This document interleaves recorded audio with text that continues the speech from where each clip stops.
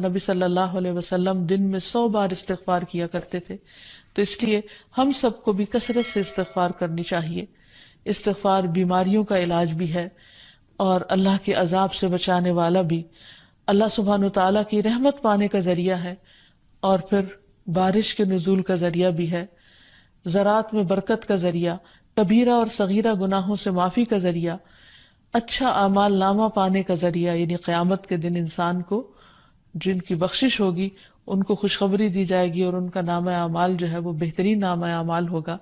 پھر جنت میں درجات کی بلندی استغفار کی وجہ سے ہوگی۔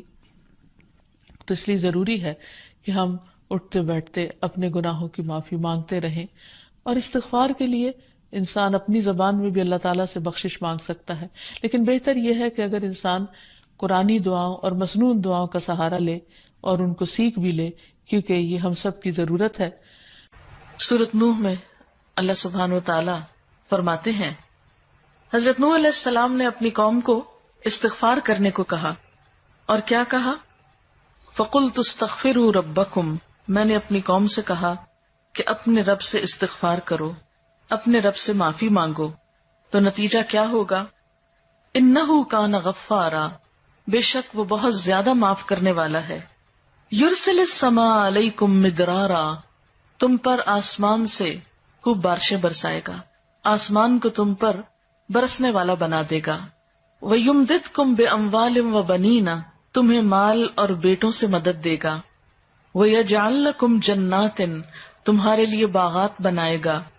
وَيَجْعَلْ لَكُمْ أَنْهَارًا، اور تمہارے لیے نہریں جاری کر دے گا۔ آپ دیکھیں کہ ایک انسان کی خواہش کیا ہوتی ہے کہ اس کو کیا کچھ ملے، یعنی رہنے کا مقام اور حالات جو ہیں وہ پرسکون ہو، پھر اس کے بعد یہ کہ مال ہوں، بیٹے ہوں، باغ ہوں، اور زندگی کی اور آرائشیں اور نعمتیں ہوں۔ یہ ساری چیزیں کہاں سے ملتی ہیں، کیسے ملتی ہیں؟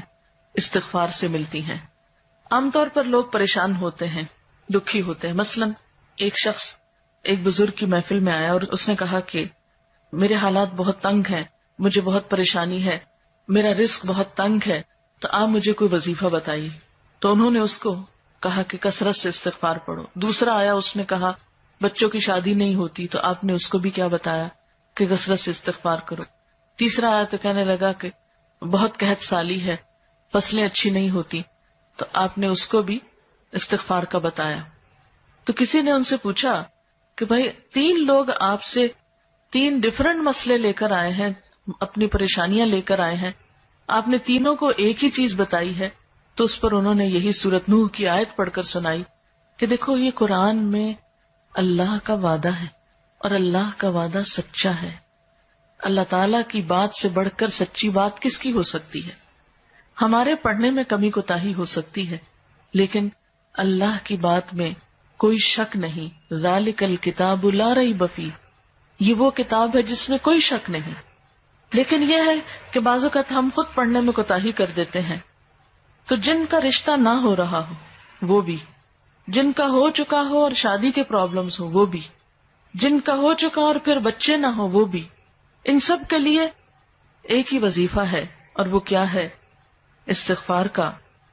پھر اسی طرح ایک اور جگہ پر ایک اور پیغمبر نے اپنے لوگوں سے کہا وَاسْتَغْفِرُوا رَبَّكُمْ ثُمَّ تُوبُوا إِلَيْهِ إِنَّ رَبِّي رَحِيمٌ وَدُودٌ، اپنے رب سے معافی مانگو اور اس کی طرف پلٹ آؤ، بے شک میرا رب رحیم ہے اور اپنی مخلوق سے بہت محبت رکھتا ہے۔